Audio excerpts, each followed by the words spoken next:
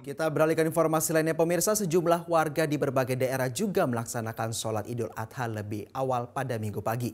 Pelaksanaan sholat Idul Adha lebih awal ini berpegangan pada pelaksanaan wukuf di Arafah yang dilaksanakan pada Sabtu kemarin.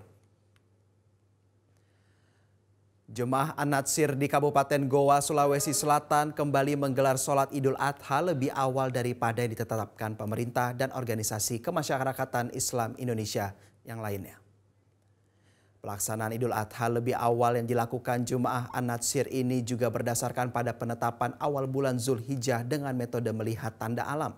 Jemaah An-Natsir meyakini 1 Zulhijjah 1445 Hijriah jatuh pada Jumat 7 Juni 2024 sehingga mereka menetapkan 10 Zulhijjah pada Minggu 16 Juni 2024 sebagai Hari Raya Idul Adha. Sementara itu pemirsa, Jemaah Majelis Tafsir Al-Quran atau MTA Surakarta, Jawa Tengah juga menggelar sholat Idul Adha 1445 Hijriah pada Minggu pagi. Sholat Id digelar di lapangan parkir Stadion Manahan, Surakarta, Jawa Tengah.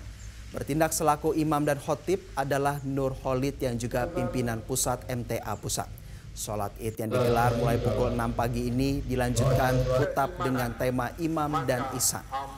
MTA menggelar sholat Id pada hari Minggu berpedoman pada pelaksanaan wukuf di Arafah.